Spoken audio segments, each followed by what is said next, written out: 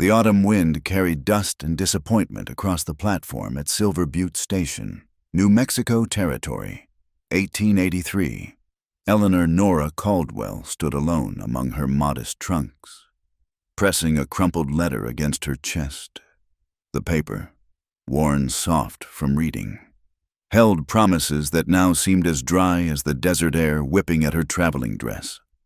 She'd come all this way from Boston, following words penned by a man she'd never met, Samuel Hartley, a surveyor who'd advertised for a mail-order bride.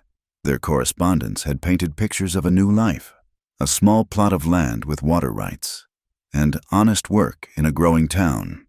But the man who was supposed to meet her this morning lay in a pine box at the undertaker's, victim of what folks called an unfortunate accident at the water well. "Miss Caldwell," a weathered woman in a flour sack apron approached. "I'm Mrs. Donnelly, run the boarding house. Heard about your situation." Nora lifted her chin, fighting the tremor in her voice. "Yes, I've just learned of Mr. Hartley's passing. Happened this very morning. Fell into the well, they say." "Mrs." Donnelly's eyes held sympathy mixed with the hard practicality of frontier life. "You got any plans, family, to wire back east?" "No family." The words came out steadier than Nora felt. "But I have this." She produced another document, the deed to a small parcel Hartley had sent as proof of his intentions. 20 acres with water access. It's mine now, I suppose." "Mrs." Donnelly's expression shifted. "That land, you best be careful. Miss Asa Pike's been eyeing every water claim in the valley." Before Nora could ask more, the sound of horses drew their attention. A man dismounted near the station, moving with the economy of someone accustomed to long days in the saddle. Dust covered his worn canvas jacket, and a week's worth of stubble shadowed his jaw. A boy of perhaps 8 clung to his hand, eyes wide as silver dollars. "Eli Mercer." "Mrs." Donnelly said quietly. "Former cavalry scout, runs cattle on a small spread north of town. That's his nephew, Calvin." Mercer's gaze swept the platform, paused on Nora, then moved to the freight being unloaded. Something in his bearing controlled. Watchful reminded her of soldiers she'd seen during the war years. He started toward the station office, but the boy tugged his sleeve, pointing at Nora's trunks. "Uncle Eli, look at all them cases. Lady must be rich." "Hush, Cal." Mercer's voice carried the rumble of distant thunder. His eyes met Nora's briefly, taking in her dust-covered traveling clothes and the deed clutched in her hand. "Ma'am." He touched his hat brim and moved past, but Nora caught the tightening around his mouth when he glanced at her document. Everyone here seemed to know something about her land that she didn't. The sun climbed higher, pressing down with unexpected October heat. Nora had imagined autumn in New Mexico would be like autumn in Boston, crisp air and turning leaves. Instead, the temperature soared, and her wool traveling dress became a torture. Sweat gathered at her temples as she struggled to arrange transport for her belonging up in Sioux. "Miss Caldwell." The undertaker, a thin man named Josiah Pratt, approached with his hat in hand. "About Mr. Hartley's arrangements." The world tilted. Black spots danced at the edges of Nora's vision. She heard Mrs. Donnelly's alarmed voice, felt her knees buckle, and then strong arms caught her before she hit the platform boards. "Get her to shade," Mercer ordered. He lifted her easily, carrying her to the station's narrow porch. "Cal, fetch water from my canteen." Nora surfaced to find herself propped against the wall, Mercer's canteen at her lips. The water tasted of leather and distance. Calvin hovered nearby, his young face creased with worry. "The heat," she managed. "I'm not accustomed." "Nobody is. First time." Mercer's tone held no judgment. "You need to get out of those eastern clothes before you faint proper." "Mrs." Donnelly bustled over with a damp cloth. "Poor dear, lost your intended and nearly lost yourself in the same day." "My intended," Nora's voice cracked. I never met Mr. Hartley. We only wrote letters. She felt the weight of their stares, the mail-order bride whose groom died before the wedding. He sent me a deed, said we'd build something together. Mercer stood, his expression unreadable. That land sits on Willow Creek's sweetest water. Hartley was a fool to put it in writing before... He stopped, glancing at Cal. Before what? Nora struggled to her feet, swaying slightly. Nothing, ma'am. Just frontier business. He turned to leave, then paused. That deed might be wise to keep it close, and find yourself somewhere safe to stay. Mrs., Donnelly snorted. Safe in Silver Butte. The only law here is Judge Barrow, and he's thick as thieves with... She caught herself, darting a glance around the platform. With Asa Pike, Pratt finished quietly. Speaking of which, he nodded toward the street. A procession of riders moved through town toward the cemetery. At its head rode a man who could only be Pike broad shoulders, expensive hat, the bearing of someone who expected the world to step aside. His pale eyes swept the platform, lingered on Nora, then fixed on the deed still visible in her hand. Mr. Pratt, Pike called out, reining in his horse. I hear we've had an unfortunate accident. Hartley was a good man. Shame about the well. His smile never reached his eyes. And this must be the bride. My condolences, Miss Caldwell. Nora forced herself to meet his gaze. Eleanor Caldwell. Welcome to Silver Butte, Miss Caldwell. I trust you'll be heading back east soon. Hartley had no family here, no real ties, nothing to keep a lady in such a rough place. The dismissal in his tone sparked something in Nora, the same stubbornness that had driven her from Boston's factories to this dust-blown frontier. Actually, Mr. Pike, I own property here now. I intend to stay. Pike's smile thinned. That scrap of paper Hartley had debts, promises he couldn't keep. Judge Barrow will need to review any claims to his estate. The deed was signed and witnessed in Denver, Nora said. It's legal. Legal. Pike tasted the word like bad whiskey. Well, we'll see what the judge says. Good day, Miss Caldwell. He spurred his horse forward, his men following. As the dust settled, Nora noticed Mercer hadn't left. He stood by his horse, watching Pike's retreat with an expression she couldn't read. That deed, he said quietly. How much did Hartley tell you about the water rights? Only that the land has access to Willow Creek, 20 acres, including the spring. Mercer whistled low. That spring feeds half the valley during drought years. Pike's been buying up water claims for 2 years, trying to control the whole watershed. And now I own the one piece he needs, Nora said slowly. You own trouble, is what you own. He swung up into his saddle, then looked down at her. There's a lean-to on your land. Probably not much, but it's shelter. I'll help you haul your things, get you settled. After that, he shrugged. After that, you'd be smart to sell to Pike and leave. I didn't come all this way to run at the first sign of trouble, Mr. Mercer. Something shifted in his eyes, surprise. Maybe, or recognition. No, I don't suppose you did. He reached down to lift Cal behind him. We'll be back with a wagon in an hour. Try not to faint again. As they rode off, Mrs. Donnelly chuckled. Well, Eli Mercer offering help to a stranger. Will wonders never cease? Is that unusual? Man keeps to himself since he got back from the Apache campaigns. Him and the boy, they're like ghosts. Polite enough, but distant. She studied Nora with shrewd eyes. Course, a pretty woman with water rights might change a man's sociable nature. Nora felt heat rise in her cheeks that had nothing to do with the sun. I'm not looking for, I just need to survive, to make something of what I've been left. Surviving's the first step, Mrs. Donnelly agreed. But this land has a way of demanding more. You'll see. True to his word. Mercer returned with a buckboard wagon. They loaded Nora's trunks in silence, Cal helping with the lighter boxes.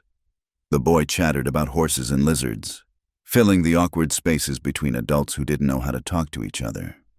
The ride to her property took them through Silver Butte's Main Street, a collection of frame buildings and adobe structures that looked temporary, as if the whole town might blow away in a strong wind. Men lounged outside the saloon, watching their passage with curious eyes. Women in calico whispered behind their hands, "The mail-order bride," Nora heard one say. "Poor thing." Beyond town, the landscape opened into a valley caught between mountain ranges, painted in shades of brown and gold. Sage and mesquite dotted the flatlands, while cottonwoods marked the creek's winding path. Despite the dust and heat, it held a raw beauty that stirred something in Nora's chest. "There," Mercer pointed to a cluster of cottonwoods. "Your property line starts at that rock formation." As they drew closer, Nora saw the lean-to he'd mentioned, 3 walls and a slanted roof, barely enough to keep rain off. But beyond it, Willow Creek sparkled in the afternoon sun, and the spring Hartley had written about bubbled up from rocks worn smooth by centuries of water. "It's perfect," she breathed. Mercer gave her a sharp look. "It's 20 acres of rock and scrub with a water source Pike would kill for. Don't romanticize it." "I'm not." She climbed down from the wagon, her boots raising small clouds of dust. "I see work. I see possibility. I see a place to build something." They unloaded her trunks in the shade of the cottonwoods. Cal explored the spring, exclaiming over tiny fish darting in the shallows. Mercer checked the lean-to's stability, frowning at its condition. "You can't stay here alone," he said finally. "Not with Pike sniffing around." "I don't have much choice. Mrs. Donnelly's boarding house costs money I need to save." "Uncle Eli," Cal called out. "There's something here, in the water." They found him kneeling by the spring, pointing at a piece of metal wedged between 2 rocks. Mercer waded in, prying it loose. It was a belt buckle, tarnished but recognizable. "That's Sam Hartley's," Nora said softly. "He described it in one of his letters, said it was a gift from his surveying crew." Mercer turned the buckle over, his jaw tightening. "This spring is 7 feet from the well where he supposedly fell. Water's only knee-deep." The implications hung between them. Cal, sensing the adult tension, moved closer to his uncle. "Perhaps he dropped it earlier," Nora suggested, though her voice lacked conviction. "Perhaps." Mercer pocketed the buckle. "Or perhaps Hartley's accident wasn't so accidental." A dust cloud on the horizon caught their attention. Riders approaching fast. Mercer's hand moved to his sidearm, then dropped. "Just checking the new neighbor," he said, but his casualness seemed forced. 3 men reined up at the property edge. Nora recognized one from Pike's procession, a lean man with cold eyes and a tied-down holster. "Afternoon, Mercer." The man said, Mister, Pike sent us to check on the lady. Make sure she's settling in proper." "Kind of him." Nora replied, "Please tell Mr. Pike I'm quite well." The gunman's gaze traveled over her trunks, the lean-to, the spring. Lonely place for a woman alone. Accidents happen out here, just this morning. Poor Hartley. "That's enough, Hux." Mercer stepped forward. "Lady's had a hard day. Let her be." Hux smiled, touching his hat brim. "Just being neighborly. Mister, Pike wants to make an offer on this land. Miss, generous one. More than enough to get you home to civilization." "This is my home now," Nora said. "Is it?" Hux's smile widened. "Well, offers don't last forever. You think on it." He wheeled his horse around. "Boys, let's go." They watched the riders disappear into the dust. Cal pressed against his uncle's leg, suddenly quiet. That was Hux Fordham. Mercer said, "Pike's foreman, man who does the dirty work." "You think he—" Nora couldn't finish the question. "I think you need to be careful. Very careful." He looked at the descending sun. We need to go. You can't stay here tonight. I have to. This is my land, my chance at something better. I won't be frightened off. He studied her for a long moment. You got a gun? No. He walked to his wagon, returning with an old Springfield rifle. This was my spare. You know how to shoot. I can learn. A ghost of a smile touched his lips. I suppose you can. He showed her how to load. Aim, squeeze the trigger. Her first shot went wide, sending Cal into delighted laughter. The second hit the tin can he'd set on a rock. Natural talent, Cal declared. Uncle Eli, she's almost as good as you. Nobody's as good as your uncle, Nora said, noting how the praise made the boy beam. As shadows lengthened, Mercer made one last attempt.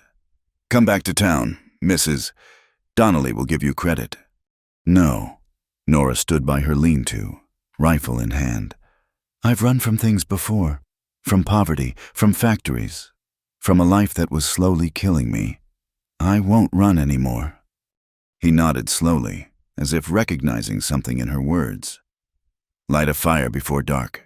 Keep the rifle close. If anyone comes, shoot first. Ask questions later. No! His voice turned hard. Fire a warning shot and reload fast. Pike wants this land. But he wants it legal. He won't risk murder charges. Not yet. They left as the sun touched the mountains, painting the valley in shades of rose and gold. Nora watched until the wagon disappeared, then set about making camp. She had water, some food from Mrs. Donnelly, and a determination that had carried her across half a continent. As darkness fell, she built her fire high and sat with her back to the cottonwood, rifle across her lap. The stars emerged in numbers she'd never imagined. The Milky Way, a river of light across the desert sky. Coyotes called in the distance, and something rustled in the sage, but she held her ground. This was her land now, her water, her chance. She thought of Samuel Hartley, a man she'd never met but whose death had given her this opportunity. Had he been murdered for these 20 acres? The belt buckle sat heavy in her pocket where Mercer had left it evidence of something, though she wasn't sure what. Tomorrow she would go to town, ask questions, begin to understand the currents that ran beneath Silver Butte's dusty surface. She would learn who her enemies were, who might become allies. She would prove herself worthy of this harsh, beautiful place. The fire crackled, pushing back the darkness.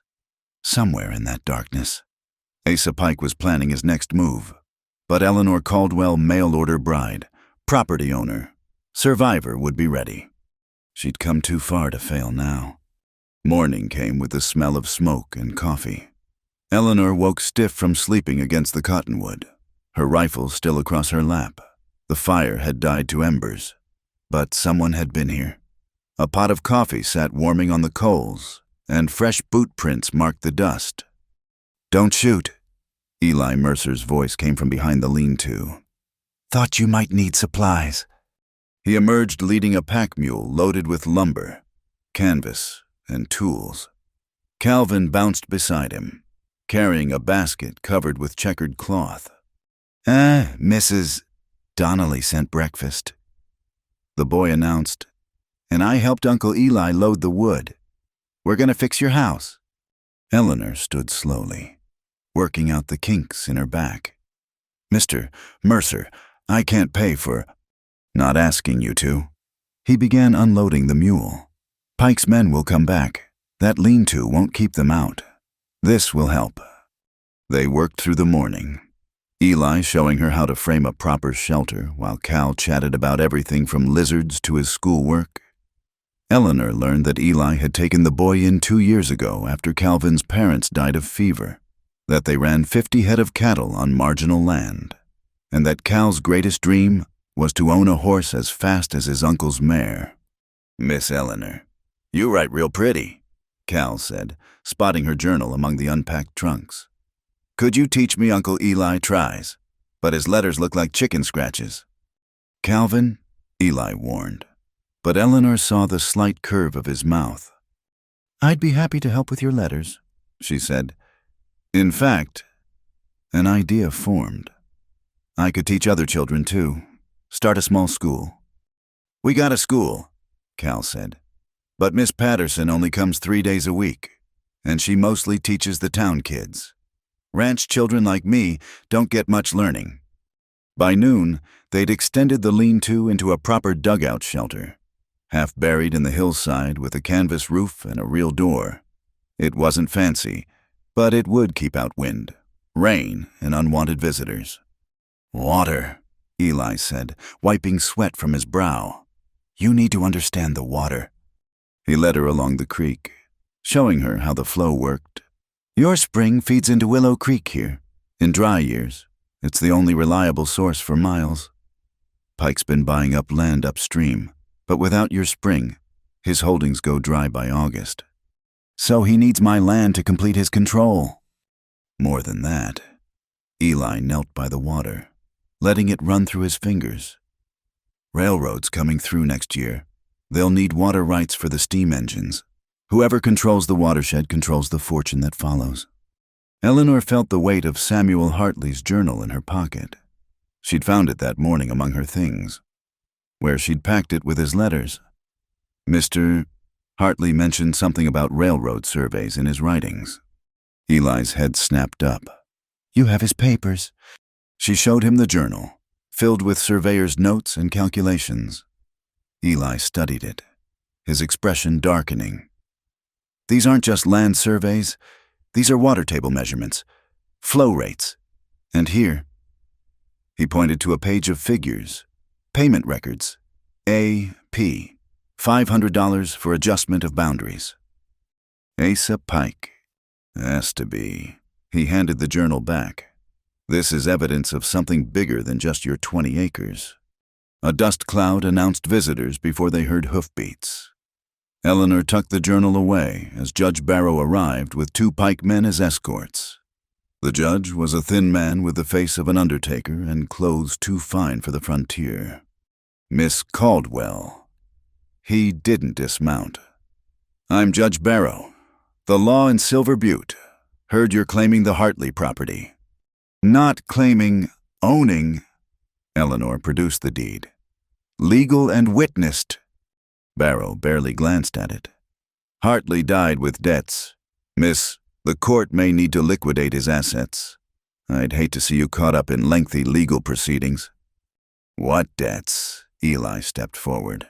"Sam Hartley lived simple, paid cash for everything. Water rights fees," Barrow said smoothly. "New territorial assessments for creek access. Mr. Pike, as the largest landowner, has been covering these fees for smaller holders. Hartley owed him considerably. Funny how these fees only appear after a man's dead," Eli said. Barrow's eyes narrowed. "Careful, Mercer. Questioning the court's integrity is a serious matter." "Just observing." "Judge, like I observed that Hartley's belt buckle was in his spring, not the well where he supposedly fell." The silence stretched taut. Cal pressed closer to his uncle, sensing danger. "Accidents happen," Barrow finally said. "Items get misplaced. I'd be very careful about spreading unfounded rumors. Mercer, very careful indeed." He turned back to Eleanor. "Miss Caldwell, Mr. Pike has authorized me to make you a generous offer. $500 for your deed. That's enough to return east in comfort." "My comfort is here now," Eleanor said. "The land's not for sale." "Everything's for sale at the right price. Think it over. My offer stands for 1 week." He touched his hat brim mockingly. "Good day." After they left, Cal burst out, "They're mean as rattlesnakes, Uncle Eli.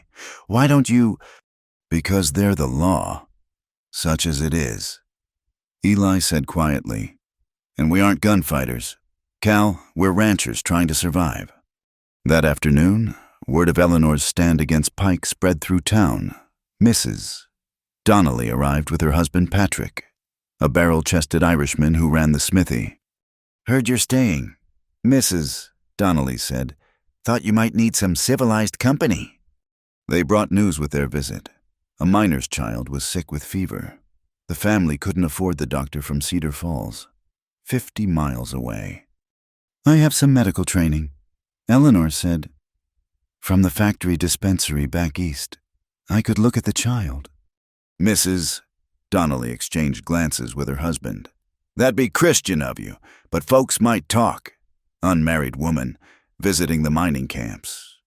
Let them talk, Eleanor said. Where's the child? The mining camp clung to the hillside east of town, a collection of tents and shacks where men scraped copper and silver from reluctant rock. The sick child, a girl of 6 named Mary, lay fevered on a straw pallet. Eleanor recognized the symptoms, not the dreaded typhoid, but a severe case of heat exhaustion combined with poor nutrition. Boil water, she instructed the mother. Add a pinch of salt and sugar if you have it, small sips every few minutes. She showed them how to cool the child with damp cloths, how to watch for danger signs. Within hours, Mary's fever broke. The miners watched Eleanor with something approaching awe. You got healing hands, miss, Mary's father said. What do we owe you? Nothing, though. She looked around the camp. Do any of your children know their letters? That evening, 3 mining families brought their children to Eleanor's improved shelter. She taught letters in the dust, using charcoal on flat stones. Cal joined them, proud to show off his writing skills. Eli sat apart, ostensibly cleaning his rifle but watching everything. You're making enemies and friends awful fast, he observed after the families left. Which are you? The question slipped out before Eleanor could stop it. He looked at her across the dying fire. Haven't decided yet. 2 days later, Eleanor woke to find her water barrels empty and fresh cuts in the canvas water bags she'd hung from the cottonwoods. Boot tracks led toward Pike's land, but proving anything would be impossible. Could have been worse, Eli said when he arrived for Cal's lesson. Could have poisoned the spring. Can they do that? Pike can do whatever he wants until someone stops him. He helped her repair the bags. You need better security. A dog, maybe, and neighbors you can count on. I thought I had one neighbor I could count on. Their eyes met and held. Something shifted in the air between them, fragile as spring ice. Uncle Eli's sweet on Miss Eleanor, Cal announced, breaking the moment. He shaved this morning and everything. Calvin Mercer. Eli's ears turned red. Go practice your letters. Already did. Miss Eleanor says I'm her best student. But the boy scampered off, grinning. Eleanor felt heat in her own cheeks. He's a good boy. Better than I deserve. Eli's voice roughened. His parents were good people. Tried to talk them out of homesteading so close to Apache territory, but they had dreams. He trailed off. You blame yourself. I was supposed to escort them. Got delayed by army business. By the time I reached their place, he shook his head. Found Cal hiding in the root cellar. Hadn't spoken for 3 months after. Eleanor touched his arm gently. You saved him. Gave him a home. Gave him a half-life on a failing ranch with a broken-down soldier who jumps at shadows. He pulled away. You should know what you're befriending. Miss Caldwell. I'm not. Gunshots interrupted him. 3 shots, evenly spaced a signal. They saw smoke rising from the direction of town. Fire, Eli said. That's the alarm. They raced toward Silver Butte. Cal bouncing in the wagon bed. The smoke came from the feed store. Flames already licking through the roof. Townsfolk formed bucket brigades, but the building was lost. My grain, the owner, Hans Miller, watched his livelihood burn. 3 months of supplies. Eleanor joined the bucket line, her dress quickly soaked and stained with soot. She noticed Pike's men standing apart, making no effort to help. Hux actually seemed amused. Shame about the fire. Judge Barrow appeared at Muller's elbow. Without feed supplies, a lot of folks won't make it through winter. Course, mister. Pike has extra grain he might sell, at fair prices. Fair, Muller spat. Fair like the water fees, fair like... He stopped, seeing Hux's hand drift to his pistol. Eleanor understood. Control the water. Control the feed. Control the town. She thought of Hartley's journal, still hidden in her shelter. Evidence of Pike's schemes, but useless without someone in authority who'd listen. That night, the telegraph line into Silver Butte went dead. Cut clean, the lineman reported. Somewhere out in the desert. No word could get in or out except by riders Pike might intercept. He's isolating the town, Eli said. They sat in Eleanor's shelter while Cal slept. Classic military tactic, cut communications, control supplies, then squeeze. There has to be someone who can help. A federal marshal, the territorial governor, all in Santa Fe. 2 weeks by horse if you push hard. Pike has friends there anyway. He stared into the fire. This is what the frontier really is. Miss Caldwell. Not adventure or freedom, just the strong taking from the weak until someone stronger comes along. You don't believe that. Don't I? No, she said it firmly. Or you wouldn't have helped me. Wouldn't have taken Cal in, wouldn't sit here now, trying to figure out how to fight back. He almost smiled. You see clear for a Eastern woman. I see a man who's tired of fighting but can't help doing what's right. She hesitated, then added, Hartley wrote that he'd found a surveyor's report about a second water source, deeper but reliable. It's in his notes somewhere. Eli straightened. If Pike doesn't know about it, we might have leverage. She retrieved the journal, and they bent over it together, searching by lamplight. Their shoulders touched. Eleanor was acutely aware of his warmth, the scent of leather and soap. Here, Eli pointed.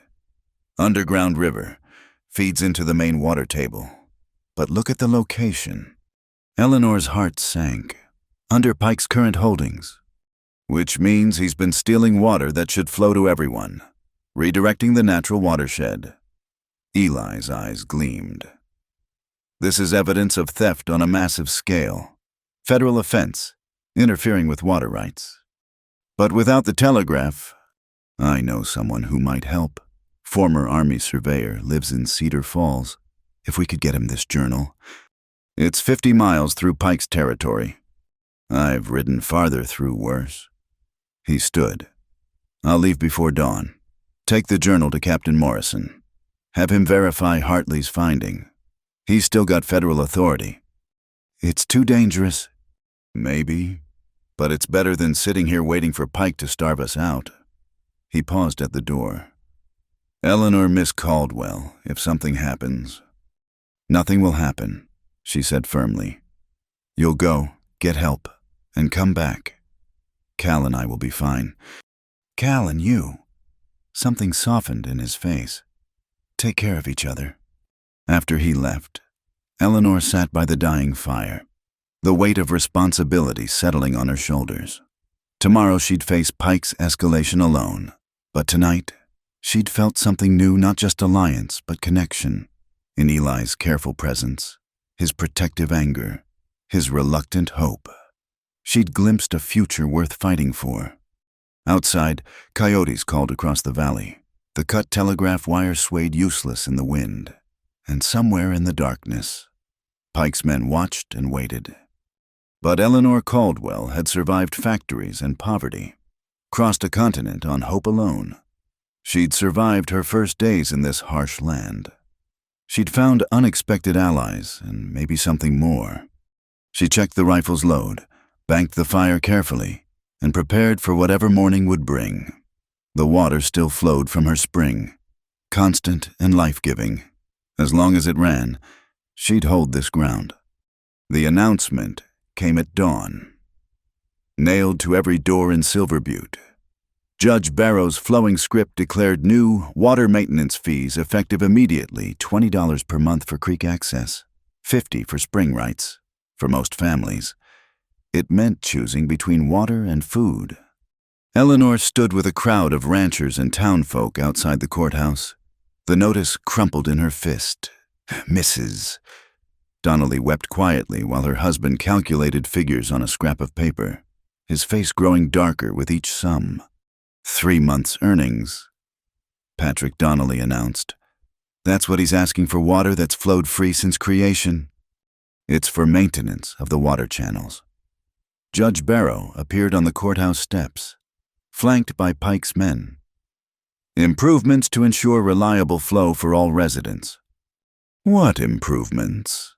Eleanor stepped forward. The creek runs as God made it. Miss Caldwell? Barrow's smile was thin as paper. As a major spring owner, your fee is assessed at $100 monthly. First payment due in 10 days. The crowd stirred angrily.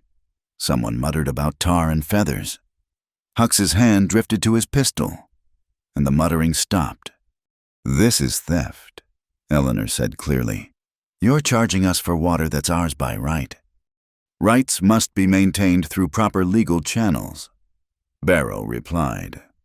Those who can't pay their fees will have their access suspended. Mr. Pike has generously offered to purchase water rights from anyone unable to meet their obligations. Young Cal pushed through the crowd, his face flushed from running. Miss Eleanor, Uncle Eli said to tell you. He stopped, seeing all the eyes on him. Eleanor knelt beside him. What did your uncle say? He got through, Cal whispered. Saw a signal from Rabbit Ridge. He made it past Pike's men. Hope flickered in Eleanor's chest. Eli had reached the main road to Cedar Falls. Now they needed to buy time. Judge Barrow, she said, standing. I'll need access to the bank to pay such fees. When will the telegraph be repaired? Mr. Pike's men are working on it. These things take time. His smile widened. Of course, those experiencing hardship might negotiate alternate arrangements. My office is always open. After the crowd dispersed, Eleanor took Cal's hand. We need to prepare. Your uncle will bring help, but Pike won't wait. They spent the morning at Eleanor's shelter, where she'd established her makeshift school. Word had spread about the healing teacher, and a dozen children now came for lessons. Their parents paid what they could, eggs, preserves, mended clothes. Why are we still doing lessons? Cal asked. If everyone has to leave anyway, because as long as we're here, we live. Eleanor said, we don't stop hoping or learning or growing. That's how we win, by refusing to give up who we are. She was teaching the younger children their letters when hoofbeats announced visitors, not Pike's men this time. 3 women from town, led by banker's wife Constance Hartwell, a woman who'd never acknowledged Eleanor's existence before. Miss Caldwell, Constance said stiffly, may we speak privately? Eleanor left Cal in charge of the lessons. The women stood awkwardly near the spring, their fine clothes out of place in the rustic setting. We've come about a delicate matter. Constance began. These water fees affect everyone, even those of us in town. My husband says if they stand, several businesses will close. Including the bank. Constance's mouth tightened. Possibly, but that's not... We've heard you have medical knowledge. Female troubles. Specifically. Eleanor understood. Frontier doctors were rare, and those comfortable discussing women's ailments rarer still. I have some training, she said carefully. My daughter. Constance's voice dropped. She's 15, been suffering monthly distress that leaves her bedridden. The doctor in Cedar Falls just says it's woman's weakness, but I hope, there might be help. Eleanor thought of the factory girls she'd known, crippled by similar pains that proper nutrition and simple remedies could ease. I can try. Bring her tomorrow. Quietly, if you prefer. Thank you, Constance hesitated. You should know, my husband opposes Pike privately, but publicly. She shrugged helplessly. We're all trapped by circumstance. That afternoon, Eleanor and Cal rode to the hidden canyon Eli had shown them, where a secondary spring created a small oasis, They needed to map alternative water sources in case Pike cut off the main creek. The October heat pressed down mercilessly. Thunderheads built on the horizon promise of the violent storms that sometimes blessed the desert. As they entered the canyon, Cal suddenly reined up. "Dust storm coming," he said, pointing to a brown wall advancing across the valley. Eleanor had never experienced a desert dust storm. Within minutes, the world vanished in a howling brown fury. Sand stung exposed skin, filled nose and mouth, turned day to twilight. The horses panicked, and Eleanor lost her reins. "The cave," Cal shouted over the wind. "This way!" Half blind, Eleanor followed the boy's voice. He led them to a shallow cave in the canyon wall, barely large enough for them and the horses. They huddled inside as the storm raged, using Eleanor's wet kerchiefs to cover their faces. "Uncle Eli taught me," Cal explained, his voice muffled by cloth. "Always carry water, always know shelter, desert rules." They waited out the storm, pressed close in the darkness, the boy's small body trembling not from fear. Eleanor realized, but from memory. "Is this like the day with your parents?" she asked gently. Cal nodded against her shoulder. "Except I was alone then. Uncle Eli says being alone is the worst part of any storm." Eleanor held him tighter. "You're not alone now. Neither of us is." The storm passed as suddenly as it came. They emerged to find the landscape transformed, familiar landmarks erased. New dunes built against the canyon walls, but the hidden spring still bubbled clear, protected by overhanging rock. On the ride back, they discovered the storm had done more than rearrange sand. A section of Pike's fence lay flat, and one of his water diversion channels was choked with debris. Nature had struck its own blow against his control. They found chaos at Eleanor's shelter. The storm had torn away part of the canvas roof, scattered her belongings, and worst of all, soaked her precious stores of paper and books. "Oh no," Cal started gathering the scattered pages. "You're teaching things." Eleanor surveyed the damage, fighting despair. Then she saw her neighbors approaching the Mexican families from the mining camp, carrying tools and supplies. "We help," Maria Vasquez said simply. "You helped our little ones. We help you." They worked together through the afternoon, teaching Eleanor how to build for desert storms. The women showed her how to seal gaps with mud plaster, while the men reset the roof supports at better angles. Children salvaged what they could of the books, laying pages out to dry.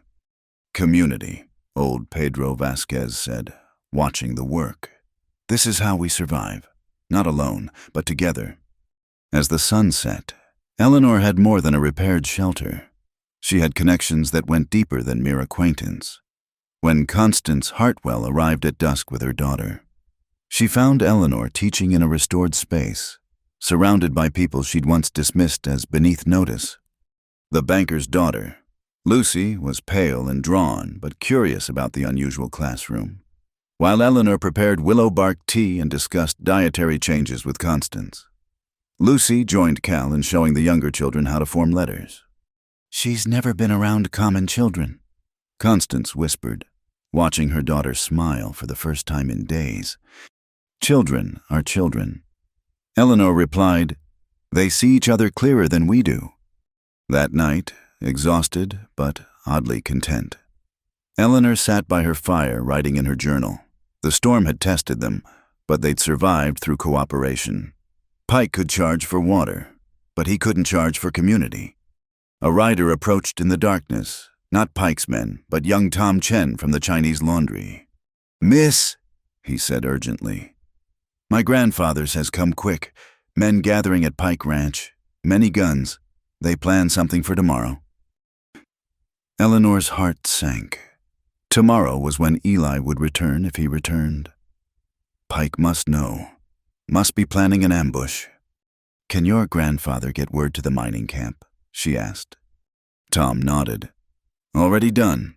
But miners have no guns, only tools. Sometimes tools are enough."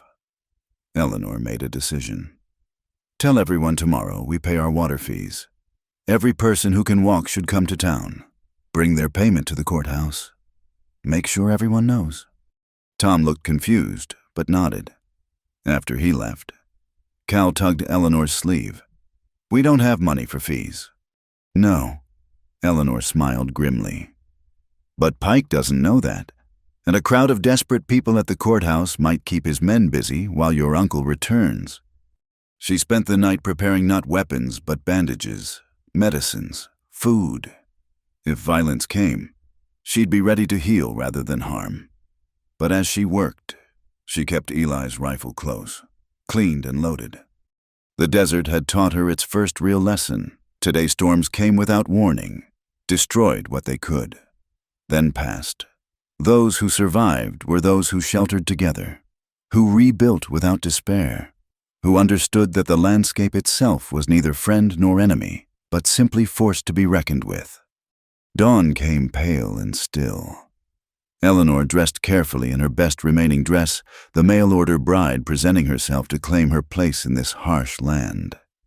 Cal wore his school clothes, face scrubbed and hair slicked down. "You look pretty, Miss Eleanor," he said shyly. "Uncle Eli will think so too." "We're not dressing for your uncle," she said, though her cheeks warmed. "We're showing Pike we won't be intimidated." As they rode toward town, Eleanor saw others converging miners and their families, Mexican farmers, even some townspeople who'd stayed neutral before. The storm had done more than tear up Pike's fences. It had shown everyone that natural forces cared nothing for his authority. The courthouse square filled with people, more than Eleanor had expected. They carried copper pennies and IOUs, produce and handicrafts, symbolic payments for fees they couldn't afford. Judge Barrow emerged, looking disturbed by the crowd. "Form an orderly line," he commanded. "Payments will be processed." "Where's Mr. Pike?" Eleanor called out. "Shouldn't the man benefiting from these fees be here to receive them?" Murmurs of agreement rippled through the crowd. Barrow's face darkened, but before he could respond, a commotion erupted at the edge of town.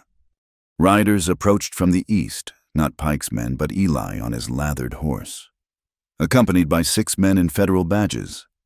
Captain Morrison had come himself, bringing a federal marshal and territorial surveyors. Pike's ambush had been set for the western road. He'd never expected Eli to circle back through Apache territory, taking the dangerous route only a former scout would dare. Eleanor's knees went weak with relief. Cal broke from her side, running toward his uncle. Eli swung down from his horse and caught the boy, but his eyes found Eleanor across the square. In that moment, she saw everything: exhaustion, determination, and something deeper that made her heart race. He'd ridden through hostile territory, risked everything to bring help, not for abstract justice, but for the specific people he'd come to protect. "Judge Barrow," Captain Morrison announced, his military bearing unmistakable despite civilian clothes. "I'll need to see all documentation regarding these new water fees.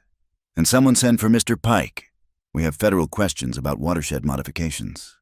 The crowd stirred, hope and fear warring in weathered faces. This wasn't over.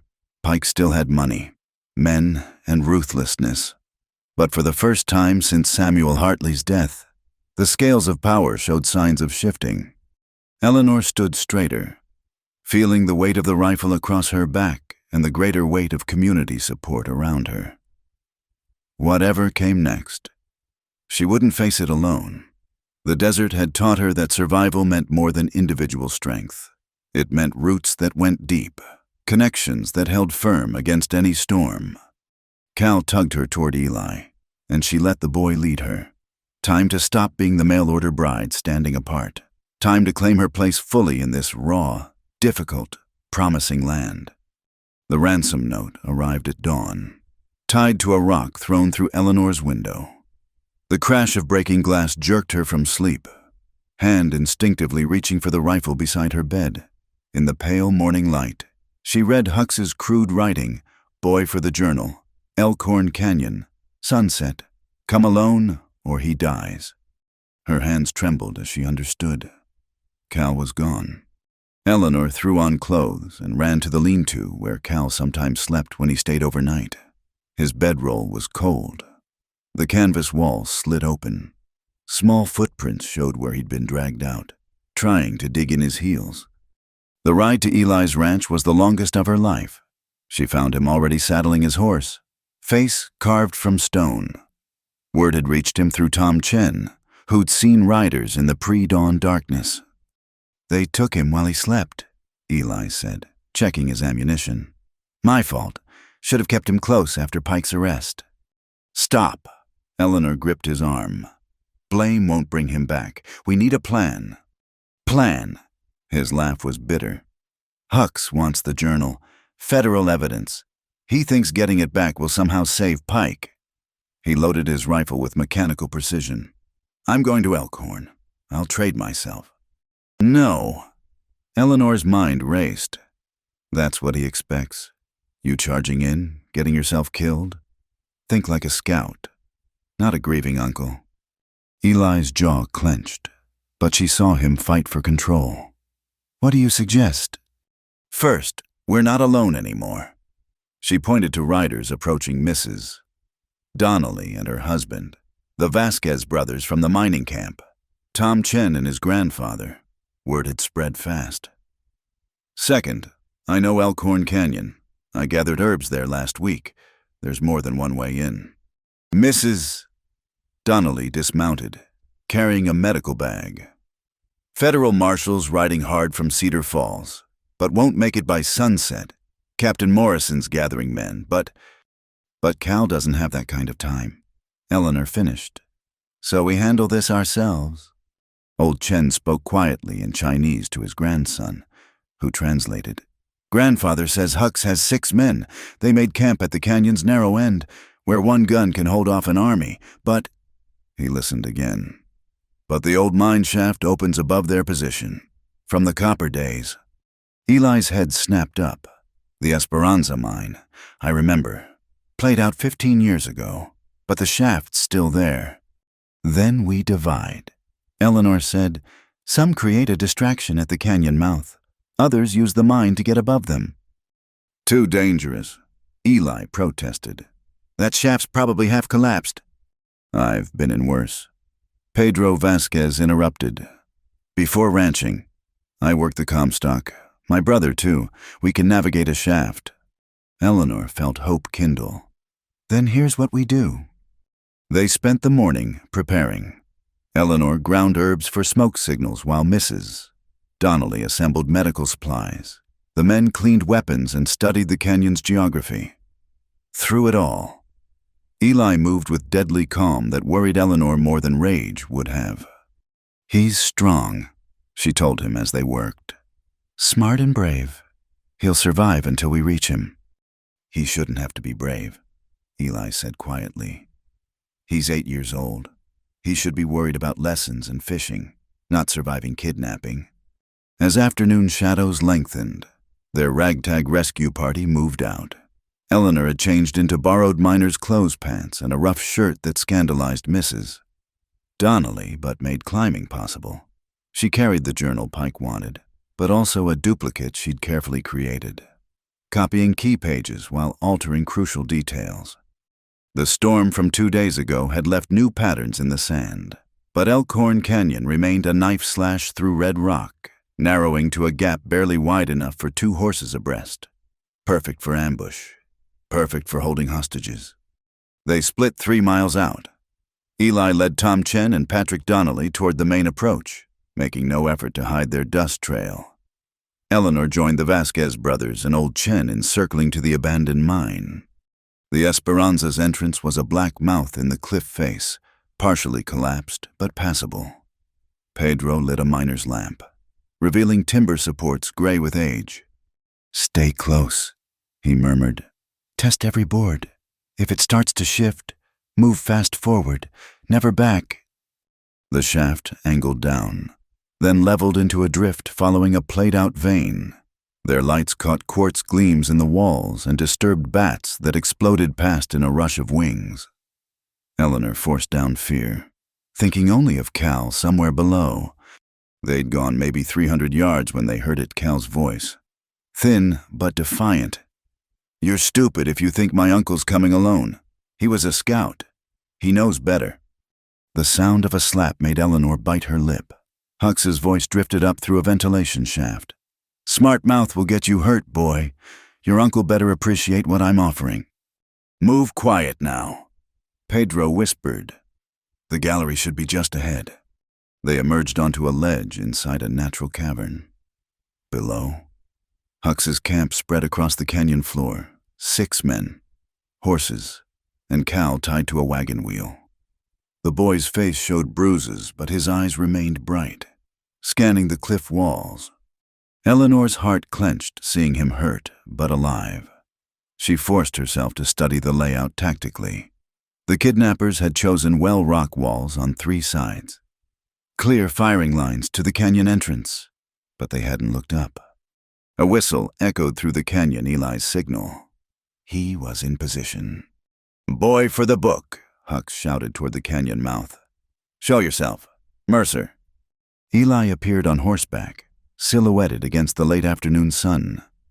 He held the journal high. "Let me see him walk first." Hux cut Cal's bonds. The boy stood unsteadily, but walked several steps. "I'm okay. Uncle Eli don't trust." Hux cuffed him quiet. "Satisfied. Now ride in slow. Any tricks and the boy bleeds." Eleanor positioned herself above Hux, checking the rope Pedro had secured. The plan required precise timing. As Eli rode slowly forward, she caught Cal's eye and made the hand sign for "get ready," something she'd taught the children for emergency drills. Cal's eyes widened with hope. He stumbled, dropping to his knees near the wagon, hands searching the ground as if for balance. "Get up!" Hux snarled. Attention split between the boy and Eli's approach. That's when Eleanor moved. She rappelled down fast, boots hitting Hux's shoulders before he could react. They went down hard, Eleanor's knife already at his throat. "Nobody move," Eli commanded, his rifle covering the surprised gunman. But chaos erupted anyway. One kidnapper went for his gun. Pedro's rifle cracked from above, and the man spun away, clutching his shoulder. Another dove for cover, firing wildly.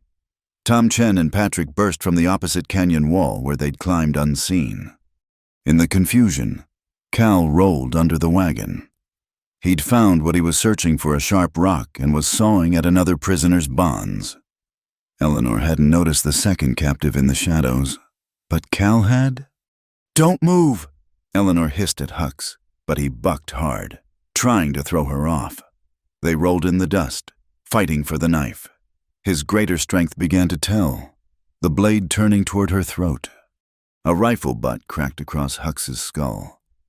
He went limp, and Eleanor found herself looking up at the second prisoner, a young Apache woman, perhaps 16, still wearing torn bonds.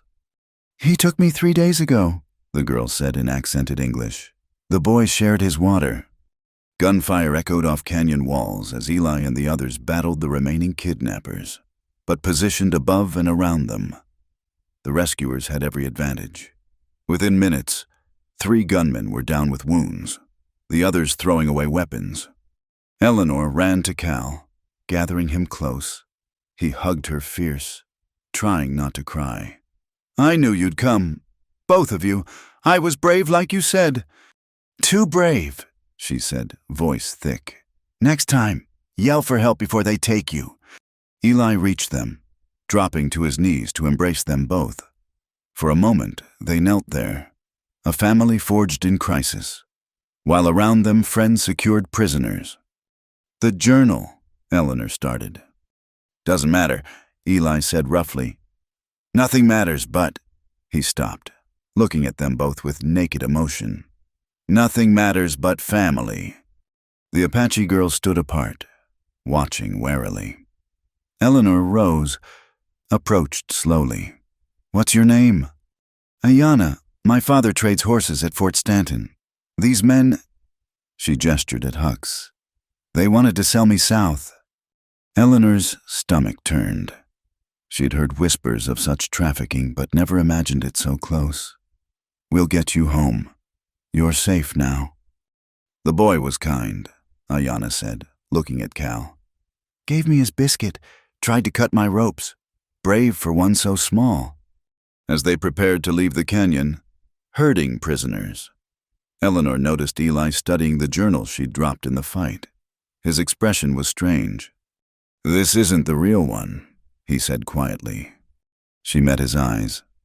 "The real one's with Captain Morrison.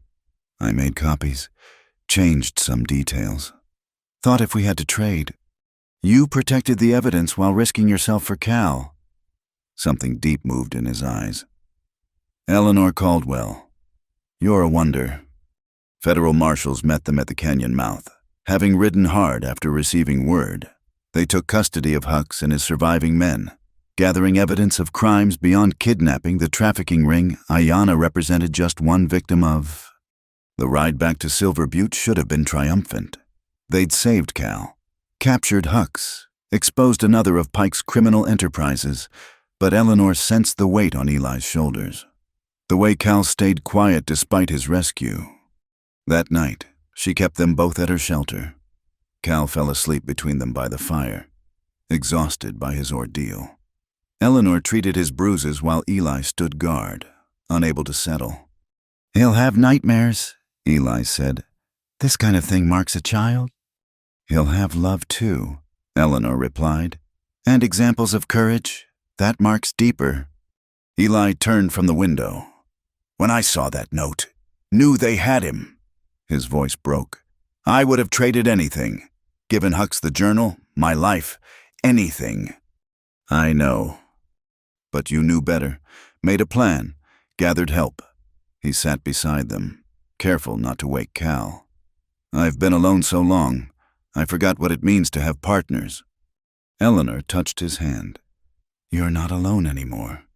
He turned his palm up, fingers intertwining with hers. "When this is over, the trials, Pike's mess sorted out, I want—" He struggled for words. "What do you want?" "A future. Not just surviving day to day, but building something. The three of us." He looked at their joined hands. "If you'd have us." Eleanor's heart raced, but she kept her voice steady. "I came here as a mail-order bride. Seems I should honor that intention, just with a different groom." His laugh was soft, wondering, "Is that a yes?" "That's a yes to building something together. To being Cal's family, official and proper. To whatever future we can carve from this hard land." Cal stirred between them, mumbling in his sleep.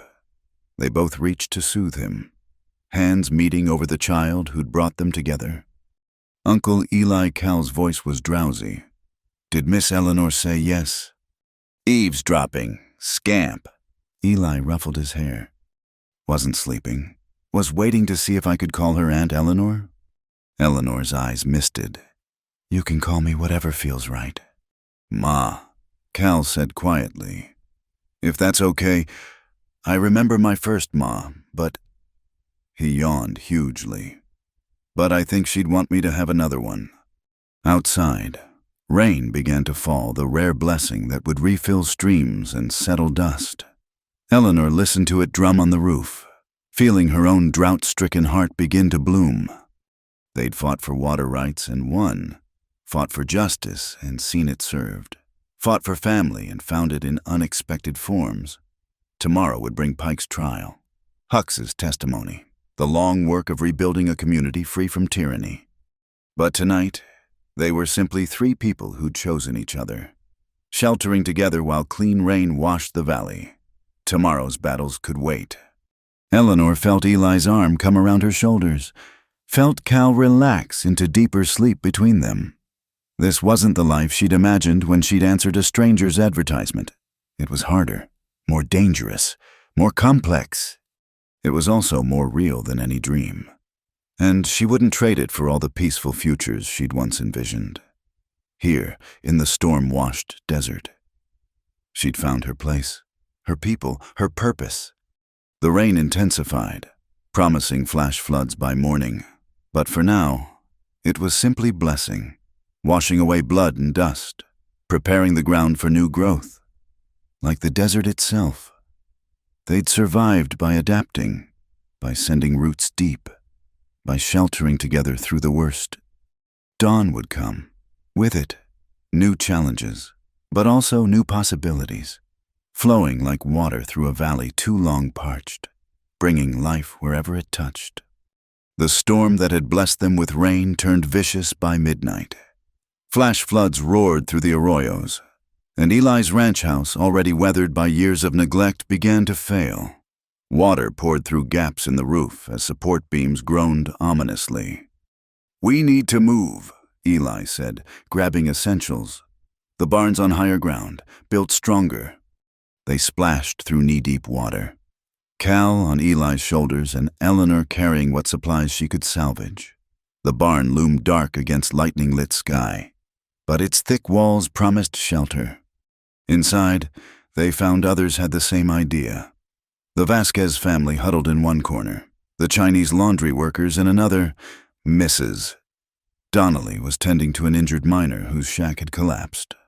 "Regular Noah's Ark in here," Patrick Donnelly said, making room for them. "Though I don't recall Noah dealing with Pike's men, too." Through the barn door, Eleanor glimpsed riders' dark shapes moving through the storm. Pike might be in custody, but his money still bought loyalty from those with nowhere else to turn. "They're watching the roads," Tom Chen reported, "making sure no one leaves for the trial tomorrow." If there was a trial, with roads washed out and witnesses trapped, Pike's lawyers might argue for dismissal. Eleanor felt frustration rise. Even in chains, the man cast a shadow over their valley.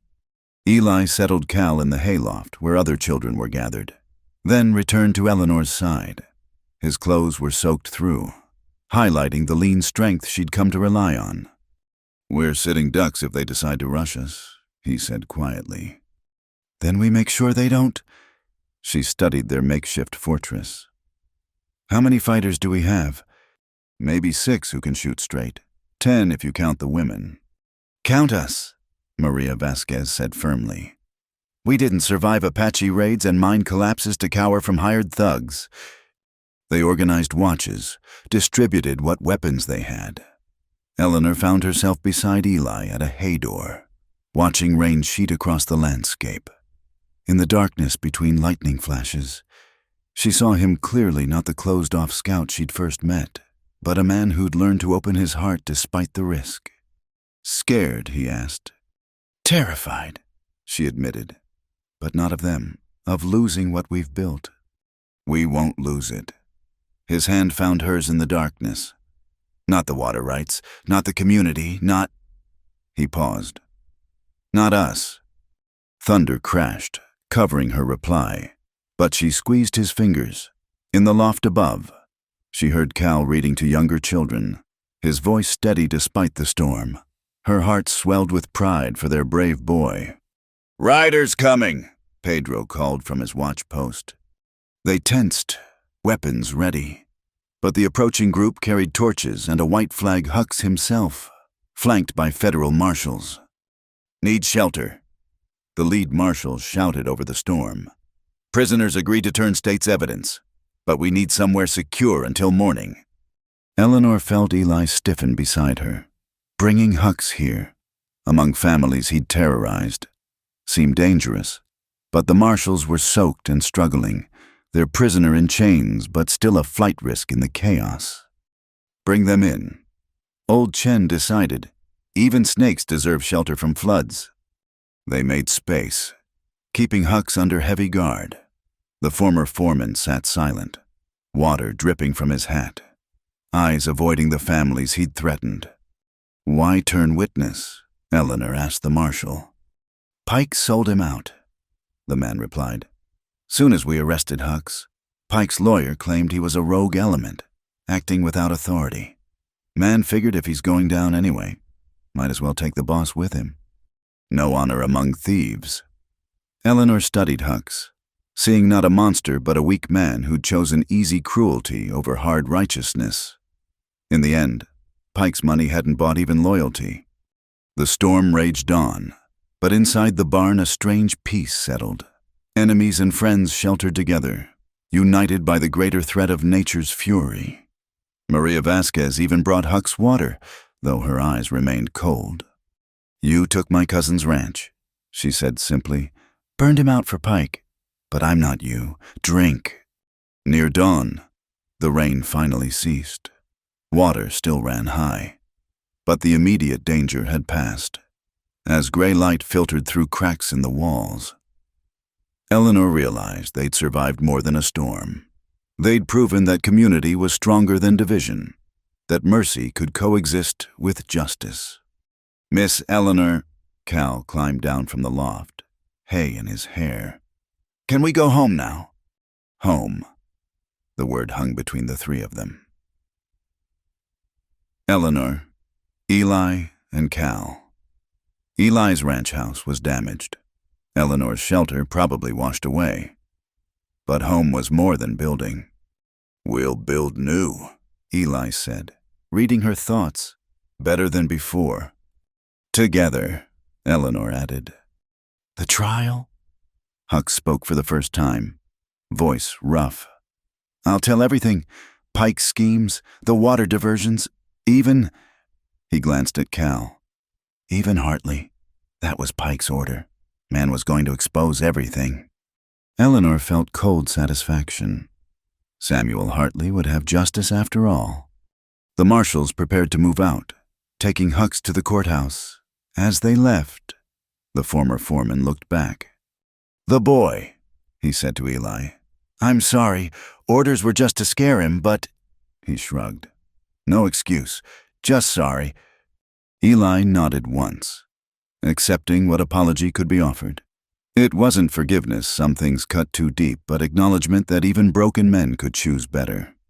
As the sun climbed, they emerged from the barn to survey storm damage. The landscape had changed, new channels cut by water, familiar landmarks erased. But the mountains stood unchanged, and the sky stretched endless blue. "Look," Cal pointed. "Our spring." Eleanor's spring ran fuller than ever, storm water having recharged the underground flow. Her shelter was indeed gone, but the water rights remained, and with them, the future they'd fought to secure. People began the slow work of salvaging and rebuilding. But first, they had a trial to attend. The storm had washed out roads, but not determination. They'd find a way to the courthouse, bearing witness to justice delayed but not denied. Eleanor stood between her two men, for that's what they were now. Hers by choice and circumstance and growing love. Eli's arm came around her shoulders. Cal's hand slipped into hers. "Ready?" Eli asked. She thought of all that had brought her here, a desperate answer to a stranger's advertisement. Dreams of simple domesticity. The shocking loss of a man she'd never met. None of it had gone as planned. All of it had led to something better than she'd imagined. "Ready," she said. They joined the stream of people heading toward town. A community united by trial and triumph. Behind them, the barn stood solid despite the storm shelter when needed, proof that together they could weather anything. The sun climbed higher, steam rising from wet earth. Desert flowers, dormant until rain called them forth, began to bloom in brilliant defiance of the harsh landscape. Eleanor breathed deep, smelling sage and possibility. In a few hours, Pike would face justice. Hucks would testify. The careful structures of corruption would crumble under federal authority and community witness. But first, Eleanor had morning chores Cal to feed. Eli to tend where flying debris had cut his shoulder. Neighbors to help. The ordinary actions that built a life worth living, a future worth defending. She'd come west as a mail-order bride. She'd stay as something more: teacher, healer, partner, mother. The titles mattered less than the truth beneath. She belonged here, in this difficult paradise, with these imperfect people who'd become family. Cal tugged her sleeve. "After the trial, can we start building our real house with a room for books and everything?" "Yes," she said, throat tight with emotion. "With rooms for books and dreams and whatever comes next." Eli's hand tightened on her shoulder, a promise, a pledge, an acknowledgement of shared tomorrows. Whatever came next, they'd face it together, rooted deep as desert springs, strong as barn walls, enduring as mountains. The storm had passed, the water flowed clear, and in the high desert of New Mexico territory, 3 hearts beat as one, ready for whatever trials or triumphs lay ahead. As they neared town, Eleanor heard singing the Chinese workers offering prayers of thanksgiving, the Mexican families singing hymns, the miners adding their rough voices to the chorus. Different languages, same gratitude. They'd survived Pike's greed, Hux's violence, nature's fury. They'd survived, and more, they'd prevailed. "Listen," she told Cal. "That's the sound of community. Remember it." He nodded solemnly, then broke into a grin. "We should teach them the new song you showed us, the one about building together." "Later," Eli said, but he was smiling too. "First, justice, then singing, then—" He looked at Eleanor, and she saw their future in his eyes. "Then, everything else." They walked on, toward the courthouse, toward testimony, toward the life they'd earned through courage and faith and stubborn refusal to surrender. Behind them, the barn stood witness shelter in the storm, proof that sometimes the strongest walls were built not of wood and stone, but of human hearts united against the darkness.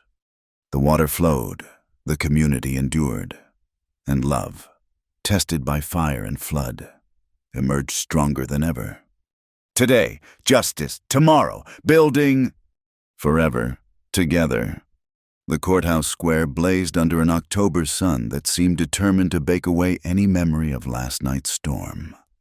Eleanor stood with the crowd of witnesses, her best remaining dress already damp with perspiration. Former Judge Barrow, sat in shackles beside Pike, while a federal circuit judge from Santa Fe presided over the special tribunal. "This heat's ungodly." "Mrs." Donnelly muttered, fanning herself with a precious sheet of paper, "as if heaven itself wants to punish the guilty." Eleanor noticed Pike's calculated appearance clean-shaven, wearing a simple suit instead of his usual finery. His lawyers had coached him to appear humble, but his pale eyes still held that cold calculation she'd learned to fear. The territory versus Asa Pike and Josiah Barrow. The federal judge intoned. Charges include water rights fraud, conspiracy, extortion, and murder in the case of Samuel Hartley. A ripple went through the crowd. Murder was a hanging offense. Hux took the stand first, his testimony delivered in a monotone that somehow made it more damning. He detailed the systematic theft of water, the intimidation of settlers, the bribes to officials. When he reached Hartley's death, his voice faltered. Pike ordered it done quiet-like. Said Hartley had documents that could ruin everything. Told me to make it look like an accident at the well. "And did you carry out this order?" the prosecutor pressed. "No, sir. I was in Cedar Falls that day. Got witnesses. Pike sent Dewey Cobb. Dewey's dead now, shot trying to rob a stage last spring. But I heard him bragging about it after." Eleanor felt Eli tense beside her. They'd suspected, but knowing for certain brought no satisfaction. Only sadness for a man who died trying to do right. The morning wore on, witness after witness building an edifice of evidence. Maria Vasquez showed well permits that mysteriously vanished from county records. Tom Chen's grandfather, speaking through his grandson, revealed payments to Chinese workers for digging secret channels, workers who'd been threatened into silence. When Eleanor's turn came, she presented Hartley's journal with steady hands, page by page. She walked the court through the surveyor's meticulous documentation, the secret watershed, the bribes, the plans to monopolize water before the railroad arrived. "Miss Caldwell." Pike's lawyer rose, a snake in city clothes. "Isn't it true you came to Silver Butte as a mail-order bride, a desperate woman who'd do anything for security?" "Yes," Eleanor said simply. "I came seeking a new life. Instead, I found a murdered man and a community under siege. You found opportunity. The lawyer suggested a chance to insert yourself into local affairs, to gain property and influence. I found people who needed help. Eleanor interrupted. Children who needed teaching, families who needed healing, corruption that needed exposing. If that's opportunism, then I'm guilty. You conspired with Eli Mercer, a man of violent reputation. Objection! The prosecutor stood. Mr. Mercer's military service is hardly— I'll allow the question, the judge said, but tread carefully, counselor. Eleanor lifted her chin. I worked with a man who protected his community, who raised his orphaned nephew with love, who risked his life to bring federal authorities. If you want to malign character, sir, look to your client. The crowd murmured approval. Pike's expression never changed. But Eleanor saw his fingers tap against the defendant's table, the first sign of agitation he'd shown. Cal testified next, the court making special allowance for his age. He sat straight and serious, describing his kidnapping in simple terms that somehow carried more weight than dramatic rhetoric could. They took me to make Uncle Eli trade the journal. He said, Mr. Huck said I'd only get hurt if Uncle didn't cooperate, but Miss Eleanor, my ma, now she came for me. They all did, the whole town. Were you frightened? The prosecutor asked gently. Yes, sir, but I remembered what Ma taught us. Being brave doesn't mean not being scared. It means doing right anyway. Even hardened observers dabbed at their eyes. The federal judge himself seemed moved by the boy's quiet dignity. The defense's turn brought predictable tactics. Pike's lawyer painted his client as a visionary, trying to bring order to chaos, making hard choices for the greater good.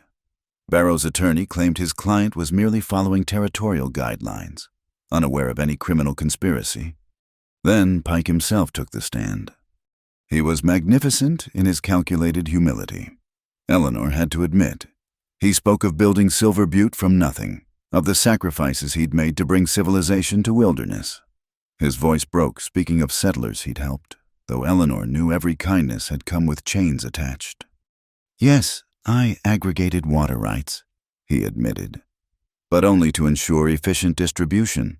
Smallholders couldn't maintain the infrastructure needed. By infrastructure, you mean the channels that diverted public waterways to your private holdings? The prosecutor interrupted. Pike's mask slipped for an instant. I mean the improvements necessary for a growing community.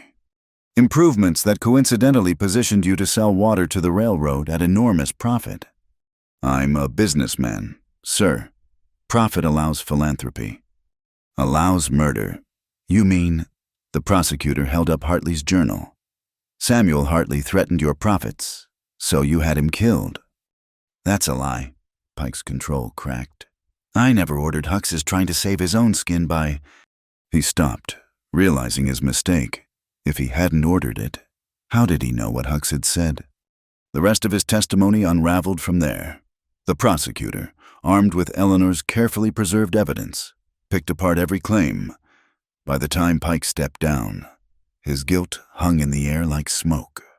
The jury brought from Santa Fe to ensure impartiality deliberated for less than an hour. Eleanor held Eli's hand as the foreman stood. On the charge of conspiracy to defraud, guilty. On the charge of water rights theft, guilty. On the charge of extortion, guilty. The foreman paused, the crowd holding its breath. On the charge of murder in the first degree, guilty. The gavel fell like thunder. Barrow received 10 years hard labor. Pike would hang. But as marshals moved to secure the prisoners, chaos erupted. A hidden Pike supporter in the gallery pulled a gun. Whether to free his boss or exact revenge unclear. The shot went wild, shattering a window.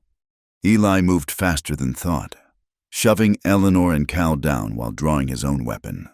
But it was Maria Vasquez who ended it. She'd been carrying a cast-iron skillet to fan herself with, and she brought it down on the gunman's head with grim efficiency. Frying pans, she announced to the stunned courtroom. Good for more than cooking. Order restored. The judge thanked the witnesses and dismissed the court, but as people filed out into the blazing afternoon, Eleanor felt no triumph. Justice had been served, but at such cost, Hartley dead. The community scarred, trust broken and slowly rebuilt. "It's over," Eli said quietly. "No," Eleanor replied, watching their neighbors emerge blinking into sunlight. "Now the real work begins, building something better than what Pike twisted."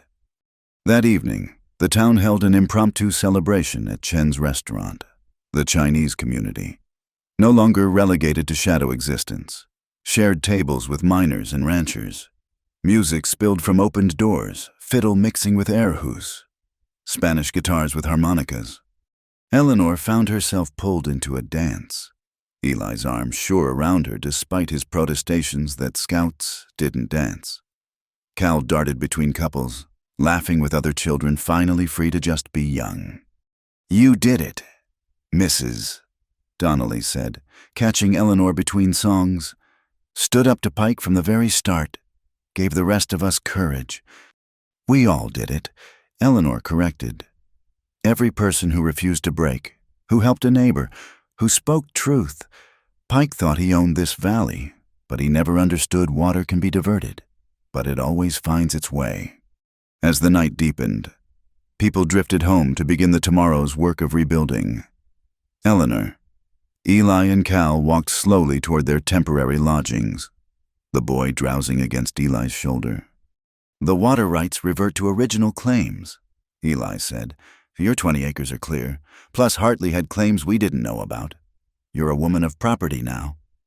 "We're a family of property," Eleanor corrected. "Whatever's mine is yours and Cal's." He stopped walking, setting Cal down gently. The boy mumbled but didn't wake, curling up on a convenient bench. "Eleanor," Eli began, then seemed to lose words. Instead, he kissed her, not the careful, questioning touch they'd shared before, but something deeper, a claiming and a promise beneath the stars. "Marry me," he said against her lips.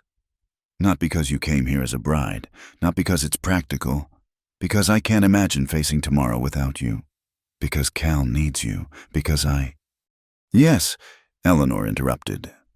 "For all those reasons and one more, because I love you. Eli Mercer, cautious and brave, wounded and whole. Yes." Cal's sleepy voice drifted up. "Finally, I was tired of pretending to sleep through all the mushy stuff." They laughed, gathering him up between them. Their odd, perfect family, forged in crisis and sealed in joy. The walk home continued, but Eleanor's mind was already racing ahead. They'd need to rebuild Eli's ranch house, expand her teaching, establish the water cooperative people had discussed. Hard work awaited, but no harder than what they'd already survived. "There's something else," Eli said as they reached town. "Captain Morrison pulled me aside. The Army's establishing a new post near here. Need civilian scouts who know the territory. Steady pay. No more fighting, just mapping and guiding." "And you could stay home most nights," Eleanor said, understanding. "Be here for Cal. For us. For our children," he said quietly.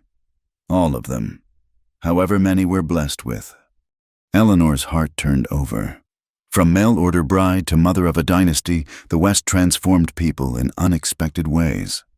That night, as she tucked Cal into bed in their rented room, he asked, "Are we safe now? Really safe?" Eleanor considered lying, offering the easy comfort, but this boy had faced too much for pretty falsehoods. "Safer," she said. "Pike's gone. The water's free. But safety isn't a place.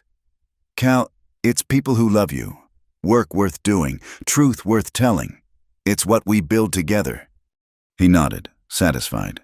"Then we're the safest people in the world." Through the window, Eleanor could see stars and the distant shadow of mountains. Tomorrow she'd stand before a preacher with Eli, making official what their hearts already knew. Tomorrow they'd begin the physical work of building their home. But tonight, she sat between her men, one small and sleeping. one strong and watchful, and felt the deep satisfaction of battles won and peace earned. The water flowed free, the community stood united, and love, tested by every hardship the frontier could offer, had proven stronger than greed or fear or loss.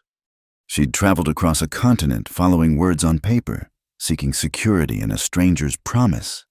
Instead, she'd found herself teacher, healer, fighter, mother, partner to a good man, mother to a brave boy, defender of waters that sustained life itself. The mail-order bride who'd stood alone on a train platform just weeks ago no longer existed. In her place stood Eleanor Caldwell, soon-to-be Mercer citizen of Silver Butte, keeper of springs, builder of futures. It was enough, more than enough. It was home. Winter came gently to Silver Butte that year of 1884, bringing morning frost that sparkled on cottonwood leaves and crisp air that carried the smoke of hearth fires. The Flynn Mercer Inn stood complete at last, its adobe walls thick and welcoming, windows glowing warm against the December dusk. Eleanor moved through her domain with practiced efficiency, checking on guests, supervising the evening meal, pausing to admire the small schoolroom where tomorrow 23 children would gather for lessons. Hard to believe that just 14 months ago, she'd stepped off the train with nothing but hope and a dead man's promise. "My Uncle Eli's back," Cal burst through the door, tracking mud across her clean floors. At 9, he'd grown 2 inches and gained a confidence that made her heart swell. Eli followed, stamping dust from his boots. His scouting work for the new Fort Bayard kept him away 2 or 3 days a week, but he always returned to them. He crossed to Eleanor, kissing her cheek despite the interested gazes of guests in the common room. "Successful trip?" she asked, noting the satisfaction in his eyes. "Found the water source Colonel was looking for. Army's grateful." He lowered his voice. "Grateful enough to approve the contract for beef. Henderson's ranch can supply them starting spring." Eleanor smiled. James Henderson, one of the small ranchers Pike had nearly destroyed, would survive now with steady Army contracts, another family saved, another piece of their community strengthened. "Wash up," she told her men. "Supper's in 20 minutes. Mrs. Chen made her dumplings specially for Cal." As they headed upstairs, Eleanor returned to her kitchen where Maria Vasquez worked alongside Lily Chen. The 2 women had become her closest allies in running the inn, Maria handling the cooking while Lily managed housekeeping. Their employment had raised eyebrows at first, but Eleanor's success had silenced most critics. "Letter came while you were out," Maria said, handing over an envelope. "From Santa Fe." Eleanor recognized Captain Morrison's handwriting. She opened it quickly, scanning the contents, then sat down hard on the nearest stool. "What is it?" Lily asked, concerned. "The territorial legislature," Eleanor said slowly. "They're passing the Water Rights Act that Morrison drafted. Community control of watersheds, elected water boards, protection for small holders." She looked up, eyes bright. "It's everything we fought for, becoming law." Maria crossed herself. "Mr. Hartley's death wasn't for nothing then." "None of it was for nothing," Eleanor agreed. The common room filled as supper hour approached. Travelers mixed with townspeople who came for Maria's cooking and the chance to hear news from the fort. Eleanor moved among them, ensuring comfort, facilitating introductions. This was her gift, creating spaces where community could flourish. She paused by the corner table where Tom Chen played checkers with old Pedro Vasquez, their rivalry legend. Above the fireplace hung the framed document she treasured most, not her marriage certificate or property deeds, but the charter for the Silver Butte Water Cooperative, signed by every family in the valley. Eleanor, Constance Hartwell, approached, her daughter Lucy beside her. "I wanted to thank you again for Lucy's treatment. She's been so much better." "The herbs help," Eleanor said, "but mostly she needed understanding. Women's health isn't weakness, it's just health." Lucy blushed, but smiled. At 17, She'd become Eleanor's assistant teacher, gifted with the younger children. Another future taking shape. Eli reappeared, cleaned and changed, Cal bouncing beside him. They took their usual table by the window, and Eleanor felt the deep contentment of routine. This was what she'd traveled across a continent to find, not a stranger's promise, but a life built day by day with people she loved. Railroad surveyors were in town today. Patrick Donnelly reported from the bar, asking about water rights, accommodation prospects. Let them come, Eleanor said. We're ready now. Fair prices. Honest dealing, community strong enough to stay itself. The railroad would bring change, more settlers, more commerce, more challenges, but it wouldn't bring another Pike. The water cooperative ensured that, as did the federal oversight Morrison had arranged.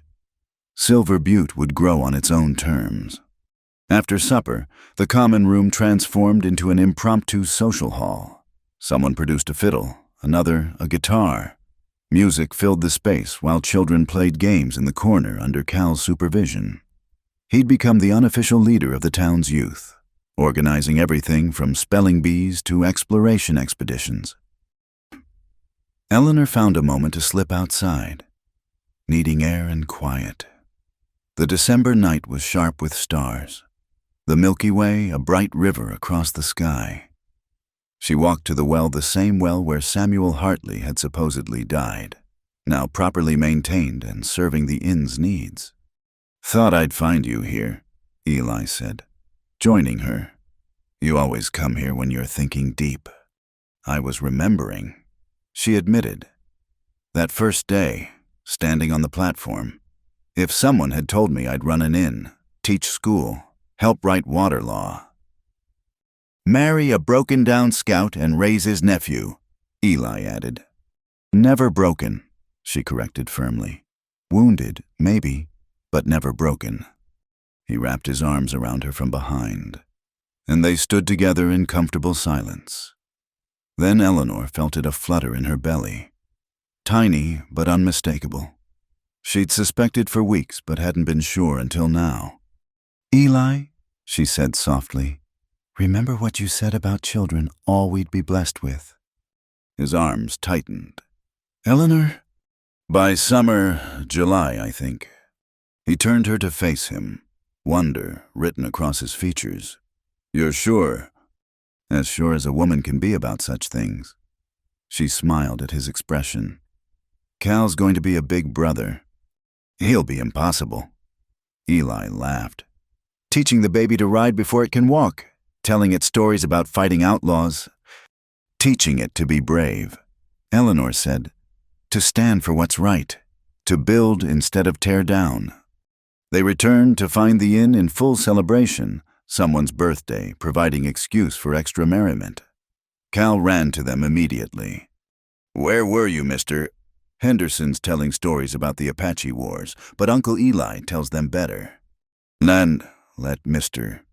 Henderson have his moment. Eli said, I've got better things than war stories now. As the evening wound down, guests retiring and townspeople heading home, Eleanor supervised the cleaning with her usual efficiency, but her mind kept drifting to the future, a baby in the cradle by the kitchen hearth. Cal helping teach it letters. Eli's face soft with wonder at new life. You're glowing, Lily Chen observed, like a woman with a secret. Maybe I am, Eleanor admitted. But not secret for long. This isn't a community that keeps quiet about joy. Indeed, by week's end, everyone knew. Gifts appeared daily, tiny knitted boots from Mrs. Donnelly, a carved rattle from Pedro Vasquez, promises of help from every quarter. The mail-order bride who'd arrived friendless had become the heart of a community that celebrated her happiness as their own. Spring came early that year, melting mountain snow and filling streams. The water cooperative met monthly now, Eleanor serving as secretary, ensuring fair distribution and planning for growth. The railroad arrived on schedule, bringing new faces and fresh challenges. But the structures they'd built held firm. On a bright May morning, Eleanor stood in her schoolroom watching Cal help younger children with their slates. Through the window, she could see Eli talking with army officers, his quiet competence earning respect. Her hand rested on her expanding belly, feeling the future kick and turn. Mrs. Mercer. Lucy Hartwell appeared in the doorway. The delegation from the territorial capital is here. They want to talk about your teaching methods, maybe implementing them territory-wide. Eleanor straightened her dress and went to meet them. This, too, was part of building sharing what worked, spreading hope beyond their valley. The mail-order bride had become an educator whose methods might shape a generation. That evening, as shadows lengthened across the plaza, Eleanor sat on the inn's porch with her family. Cal read aloud from a book while Eli whittled a toy for the baby. Guests chatted quietly, and somewhere a guitar played a gentle melody. "It's good," Cal said suddenly, looking up from his book. "All of it, it's good." "Yes," Eleanor agreed. "It's very good."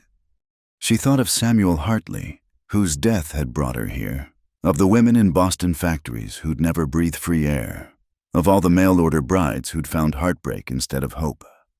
She'd been lucky or blessed, or simply stubborn enough to transform catastrophe into opportunity.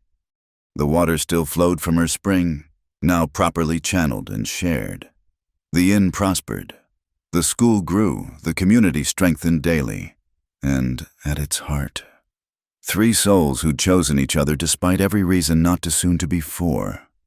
"Time for bed, young man," Eleanor said as stars appeared. 5 more minutes, Cal pleaded, but he was already yawning. "School tomorrow," Eli reminded him. "Your ma doesn't tolerate sleepy students." They went in together, family moving with practiced rhythm. Eleanor paused at the door, looking back at the town they'd helped save. Lights glowed in windows, smoke rose peaceful from chimneys, and somewhere children laughed. Not the ending she'd imagined when she'd answered that advertisement. Something infinitely better, a beginning that renewed itself each day.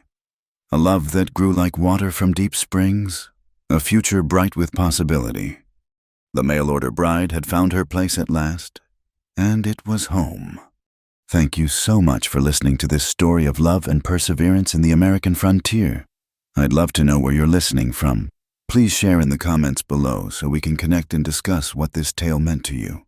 If you enjoyed Eleanor and Eli's journey, please subscribe to Wild West Night for more authentic Western stories that capture the spirit of courage against all odds. Don't forget to like this video and hit that hype button to help more listeners discover these tales of the Old West. Your support helps keep these stories alive for everyone who loves the romance and adventure of frontier life.